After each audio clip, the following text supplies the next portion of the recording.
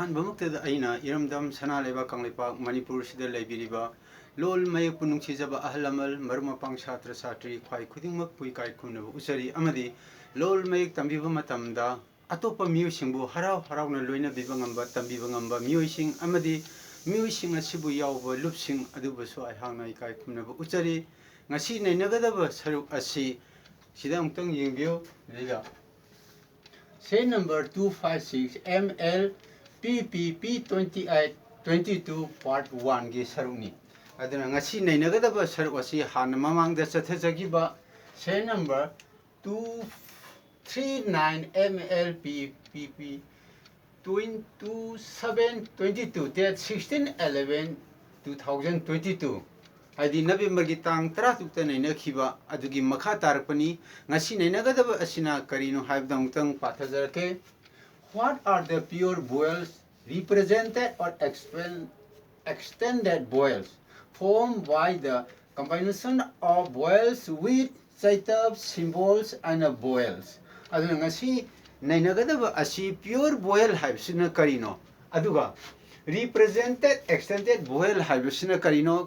the represented extended vowel haibsi formed by the combination of vowels singa ahanbada chaitap singa punsinaraga extended vowels semi ani subada vowel singa siga symbols adi mari dot singa punsinaraga extended vowels semi aduga ahum subada vowel singa siga vowel ga punsinaraga extended vowel sing adi sijinai adu taragadi extended vowel sing asi magi sinabam si asi engbiyo all the above vowels pure extended or represented vowels may be used in front of a word hadi wahai amagi mitai longi manipuri lolgi kanglei longi wahai amagi mamangda pure vowel amasung extended vowel sing ase sinaba yai adi masangda mu yango number 1 the pure vowels habam lere kind of vowels vowel makhal sida hadi mitai londa manipuri londa kanglei londa hairaga vowels habsi inung ye hai adi inung ye se ahamda pure vowels haibama ani subda represented extended vowel haibama formed by the vowel samsung chaitap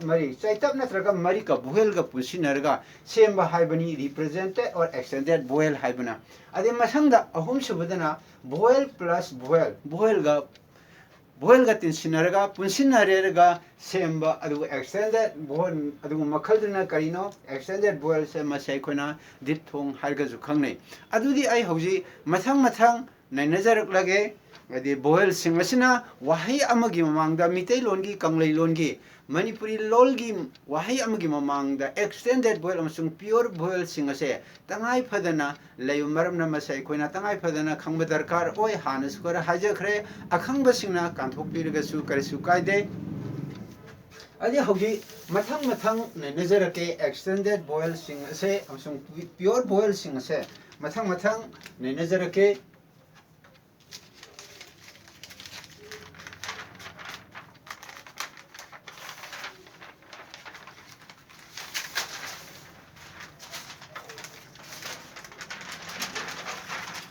अभी सिदाइदा येंबियो अखोना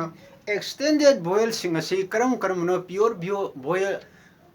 vowel singsina karam no haibda amutang yengsi ahanbada represented vowel or extended vowel harga sukhangnai masi kana a i u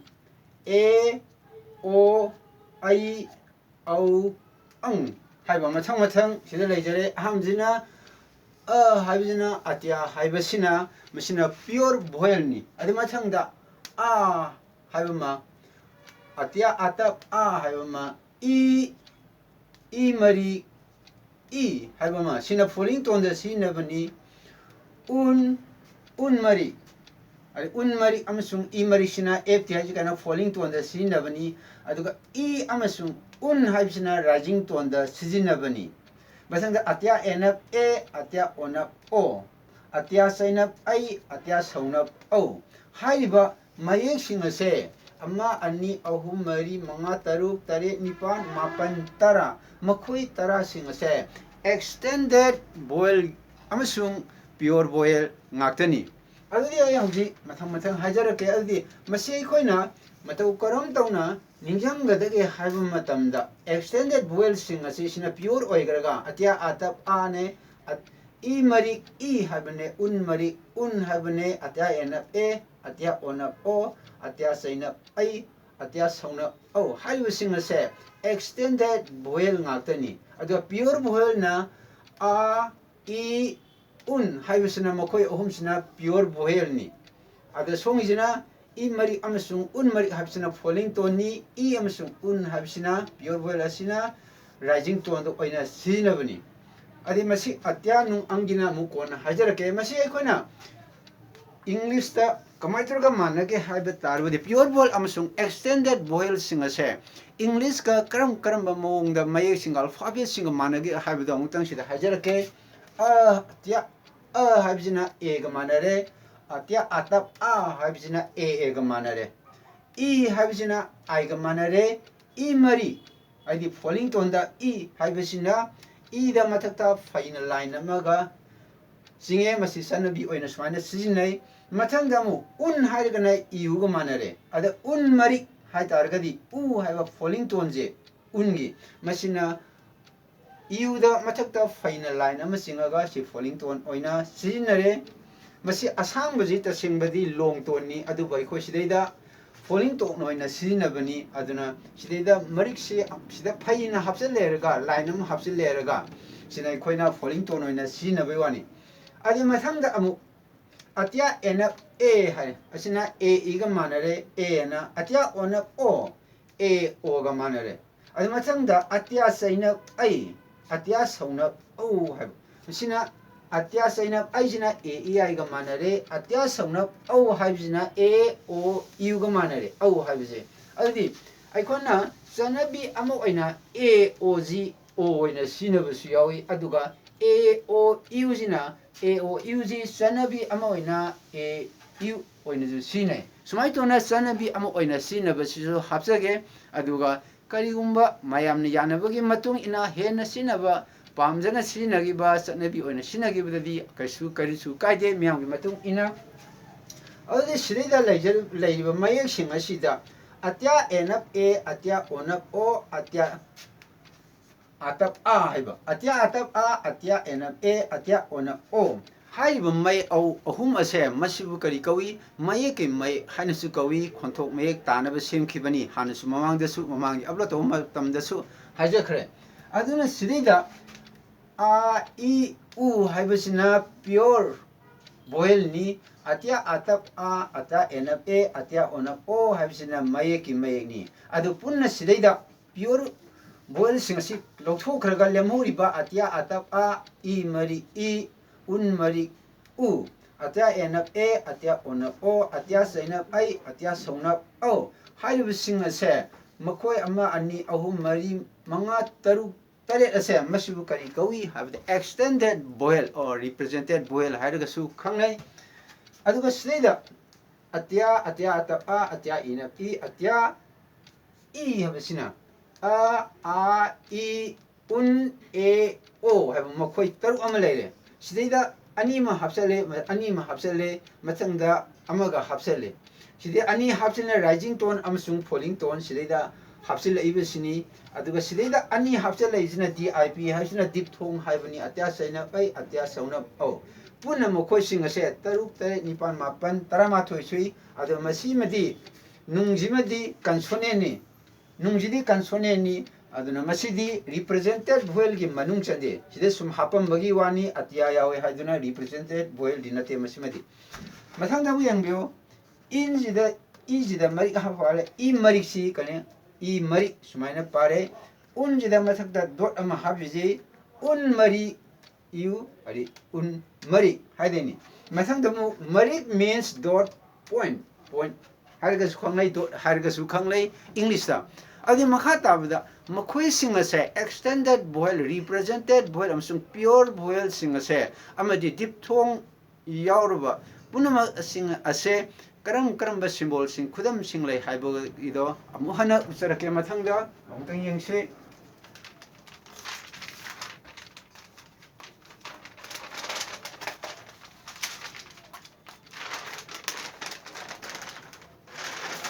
aduna somda nai na ding da masigi ningjang bagi mawong si amtang yengau si hana matau karam tauna represented voel extended voel sing ase ningsing gada gi haibagi matang da sarokpa matang hajarang ge sida haibida matang da i matang da un matang da mo o masa koi gi khanaogi mawoni sida yeksari basi hana mamang jasu utkrabani sina mamang thangba sarukni sinbal simangi yanungi sina maning thangba sarukni sina leigi mayai thangba sarukni sina leigi mathak thangba sarukni sina leigi makha thangba sarukni hana haikare haiduna masi thudungna panjaramdrabani ena khangamani hana khanjabadagi aduna sidaida lere sina masa masangda u sina falling tone ni u sina o masangda atya saina atya sauna au haiba sina diphthong ni ani sidi diphthong ni maram aduna si atya saina sidi atya na hauraga somda na loisanba aduna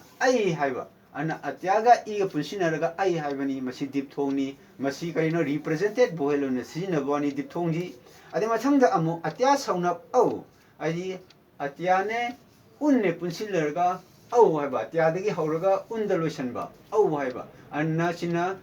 voel ani tinsinaraga atya sauna haiba masi diphthong ni masi represented voel na sinabani ana akoina masi mathang ningjang matamda masigi figure sing ase figure asida yengadi ningjang bada yamna lai aduna i u o ai au hana smaina ningjang ba i u o ai au aroi bada ang haibase smaitana ningjang ba masimde hana haije jaga represented voel na te baramdi nung haibase consonant oiba mitei londa mitei mekta kanglai londa hairaga khunung oiba aduna masimadi represented voel gi manung chande mathak sidimadi tara jimadi represented voel ni makhajina atya yawi haiduna sinsum hapjarambani represented voel dinate adudi hausi makhoi gi khudam singase ai mathang hajaraklage represented voel amsung puer pure voel yawba khudam singase ai mathang usaraklage sidaida ahan besina serial number ni mathang isina mitei me english me mathang ibni sina mitei me amasung english me sinado mathang sidida irakpani adu sidida mathang hajarake sidida haiba sina jina atya jina ama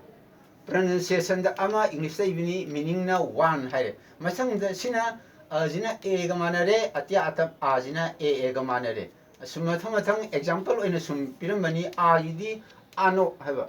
ano spectacles haba adi mathangda amu mari gina mathakta example leire mari kina makhada example leire sina rising tone ni rti haji sina falling tone ni ft haji ana gida ima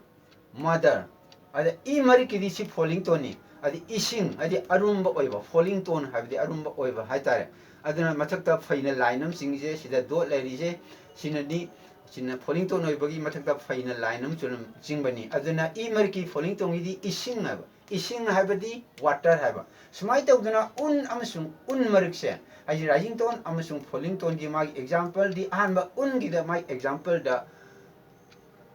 uiba haire sina rising tone ni ayang bani uiba to feel sleepy habdi kaino tumningba phawdo aduni sidina adema sangda amu makada haibasidaida sina lere sina udida mas iuda faina line am singise sina represent away wani english ta sina unjida mari haftaldi falling to my example di uiba habdi hard yam kanba aidi thektok theksin yam kan yadaba yam kanba haitare ko hard je ad sina falling to sinaba masangda atya enap atya onap o sina kaina habda mai ki me ananga sai somda haijagi baduni ana atya enap na eka gari ada konthokna eka gari hare bicycle hare matanga na A 레 마탕다 A O 기다 A O 나트라가 O 에 자나비 아모이나 시나 오자 하레 까나고나 아이스 야우도 야우이 아다마 시데 오이나 아이스 합신 자르게 시데디 마르마 상다 오자 하요마 탐다 티셔 스마이 타우드나 아티아 사이나 아이 아티아 소나 아우 하이바 아티아 소 사이나 아이기 나마 example 다 아이기 아이기 마이 하이바 아리마 상다 아모 아우 하이마 탐다 A O U O A U or sana biyo ne sumayon sinay ada masigi example di aurai ba haiba di rehearse haba rehearse ba haibdi kaino karimba lai ama aurai ba natrima thaba ama karimba khangnana ba aurai ba duni sigi rehearse hairisi sumai tawdana mathak si asdagi somna kanda manga ama leire sidaida manga ama leire punna teni rising tone amsung falling tone of represented voice and represented voice is punna tarasui ado sidi ngasa hajagi bani represented voice nate nungjidi consonant of maram namasimadi represented voice di oide adi sidida jingadab da a e u ngasa hajagi baduni sina pure voice ni inungye asengoni ado a e o haibsina vowels formed by vowels with secondary symbols secondary symbol haibidi saitab ka bohel ga tin sinarba mayek ni aduna atya atap a atya en a atya on o haibidi mayek ki mayek kawi hanu hajagre adu secondary symbol exchanger symbol hain ga su khanagani adi masangda amu sida je number 5 ta number 3 dana ai au haibjina diphthongs ni ani kon khujing ni masi kaino haibda secondary symbol oina taperaga sina boil represented boil oiwani mathangda 5 ta e mari un mari se falling tone of e and u masangda not hadi natte haiba are represented boils equal represented boils ang haibse represented boil natte ba han hajagi buduni aduna ang haibsi kaino haibse nung haibse angur ha mai khudamdi angur haire grape haire masangda ang haibsi kaino secondary symbol ni ada angka hare mai khudamda angka is mine fare angka mathematics ana khona khajin gadabdi nung haibasi kaino is a consonant not a vowel inungye ana nung haibase consonant amani madi khunung amani mitelonda hairaga manipuri londa hairaga matang asida ngasigi oina represented vowel amse matau karam tawna semi amsung pure vowel hapsina karam no haibado matang asida loijare channel asigi mamingna manipur language feature aya ki imingna ngangkham premesor hauji loisinjarapagi matam yaurakle tabiriba yengbiniba khudimakna aina khangjaba kar haijabasida awana palergasu haibirau haraungna lausinjagani channel asigi mamingna Manipur language feature ayaki imingna ngangkham premesor mathangi upload taw matamda amuhana aikoi khudima unasi awatna pa khudima habirau ngasigidi matang asida loisinjarage punamakpu ikai khomnaba uchari